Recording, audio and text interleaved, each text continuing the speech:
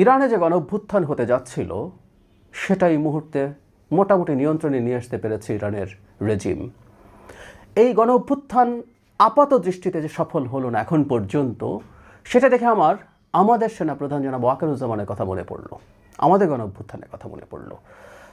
এবং জনাব ওয়াকারুজ্জামান আমি ধারণা করি সামনের সময়তে খুবই আলোচনায় আসবেন। আমাদের এই দেশকে গণতান্ত্রিক ট্রানজিশন যাদের পছন্দ না, তারা জনাব ওয়াকারুজ্জামানকে আবারও পূর্ণ শক্তিতে টার্গেট করবেন বলে আমি ধারণা করি। তাই আগে ভাগে কয়েকটা কথা বলে রাখা দরকার। এবং ইরানিয়ান এই আপরাইজিং কেন আমাকে তার কথা স্মরণ করালো সেই জায়গায়ও আসছি। নির্বাচন বানচাল করা যাবে না, কিন্তু নির্বাচন বানচালের চেষ্টা হবে নানা দিক থেকে নানাভাবে। এই কথা গত বেশ কয়েক মাস থেকে বলে যাচ্ছি।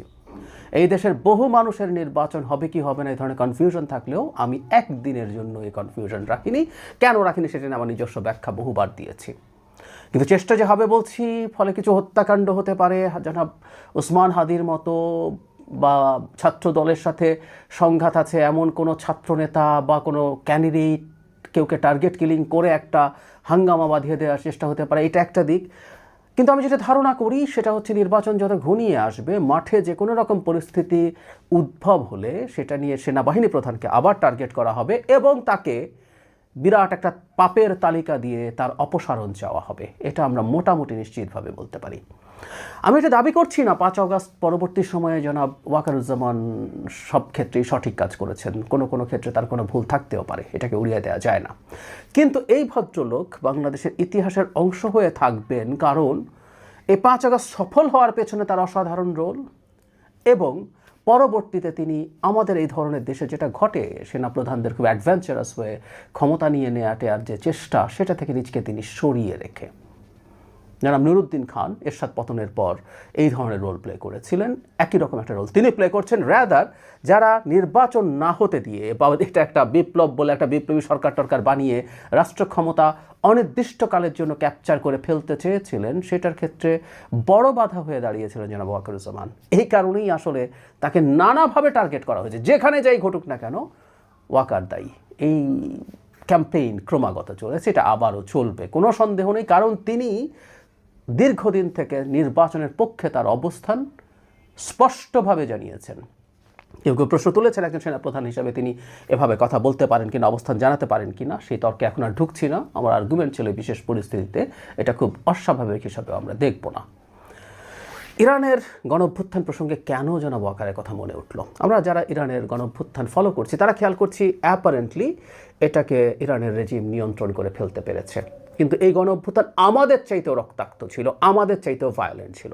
ইরানের প্রায় সব প্রদেশে, প্রায় সব বড় শহরে মারাত্মকভাবে এই প্রটেস্ট হয়েছে এবং এটাকে মারাত্মক বল প্রয়োগের মাধ্যমেই ইরানিয়ান রেজিম অ্যাপারেন্টলি নিয়ন্ত্রণে এনেছে।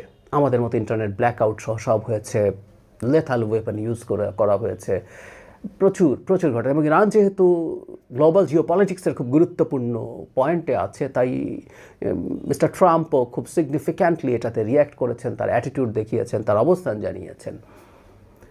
সর্বশেষ খবরে অন্তত 3000 মানুষ হত্যাকাণ্ডের শিকার হয়েছে, এটা স্বীকৃত তথ্য। এমনকি ইরানের আয়াতুল্লাহ খামেনি এই হাজার হাজার মানুষ নিহত হওয়ার কথা স্বীকার করে আমেরিকা এবং ষড়যন্ত্রকারীদেরকে দায়ী করেছেন। তার মানে এটা হয়েছে। আর বেসরকারি হিসাবে এই মৃত্যুর সংখ্যা কুড বি ইভেন 15 to 20,000। এত মানুষের হত্যাকাণ্ড হলো, কিন্তু এখন পর্যন্ত অন্তত এই রেজিমের পতন হলো না। আমি যদিও মনে করি এই রেজিম আসলে টিকবে না, এই গণঅভ্যুত্থানও তার পতনের একটা গুরুত্বপূর্ণ মাইল ফলক হিসেবে থাকবে। কিন্তু এই যে এখন পতন হলো না, এটা কেন হলো না? এর জবাব হচ্ছে এই ধরনের গণঅভ্যুত্থানগুলোর কোনো একটা পর্যায়ে আসলে সেনাবাহিনীর সমর্থন প্রত্যাহার করা প্রয়োজন হয়। এরশাদ পতনের সময়ও আসলে সেনাবাহিনী সমর্থন প্রত্যাহার করেছিল। জেনারেল নুরুদ্দিন অস্বীকৃতি জানিয়েছিলেন যে তিনি এরশাদের হয়ে জনগণকে আর কোনোভাবেই বল প্রয়োগ করবেন না। এখানেও তাই হয়েছে। বিশেষ করে আমরা অনেকে জানি ইরানের একটা রেগুলার সেনাবাহিনী আছে, সেটা প্রেসিডেন্টের কমান্ডে থাকে, কিন্তু ইরানের আসলে ওই সেনাবাহিনী প্রধান শক্তি না। ইরানের প্রধান শক্তি হচ্ছে IRGC, Islamic republic guard corps. এটার সরাসরি কমান্ড হচ্ছে আয়াতুল্লাহ আলী খামেনির হাতে। এটা শুধু দেশে না, এটার বাইরেও আরও বহু শাখা প্রশাখা আছে, প্রক্সিদেরকে মেনটেন করে। আমরা জানি যে লেবাননের হেজবুল্লাহ, তারপরে হৌতিরা আছে, যারা যারা আছে, ইনফ্যাক্ট হামাস আছে, প্রত্যেককে আসলে আইআরজিসি নিয়ন্ত্রণ করে। সো খুবই পাওয়ারফুল একটা বাহিনী। এই বাহিনী আসলে তার সমর্থন প্রত্যাহার করেনি ইরানের যে রেজিম তার উপর থেকে। এই কারণেই আসলে এই মারাত্মক ভায়োলেন্ট আপরাইজিংয়ের পরও অ্যাটলিস্ট এখন পর্যন্ত এরা টিকে আছে। এবং টিকে থাকার ফলে যেটা হয় প্রচুর রিপ্রেশন শুরু হবে। কয়েকশো মানুষকে গ্রেফতার করা আছে যাদের মৃত্যুদণ্ড হতে পারে, সংখ্যাটা অন্তত 800 এরকম বলা হচ্ছে। ইরান পৃথিবীর সবচেয়ে বেশি মৃত্যুদণ্ড কার্যকরকারী দেশগুলোর একেবারে টপে থাকে। গত বছরও এখানে 1500 মানুষের মৃত্যুদণ্ড কার্যকর করা হয়েছিল। সো এই যে টিকে যাওয়ার পরে যে মারাত্মক অপারেশন আসলো, সব কিছু আসলে ফর দ্য টাইম বিং ঘটলো, যেহেতু তাদের আইআরজিসি তার আনুগত্য প্রত্যাহার করেনি। তাহলে এবার আমরা মনে হয় বুঝে ফেলছি জনাব ওয়াকার কেন আমাদের এই ইতিহাসে চিরকাল স্মরণ করা হবে তাকে।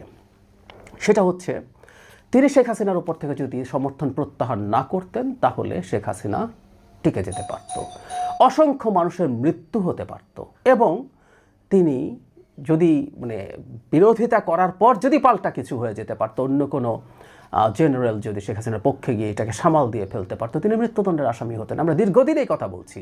সো এই ঝুঁকি নিয়ে জনাব ওয়াকার দাঁড়িয়েছিলেন জনগণের পক্ষে।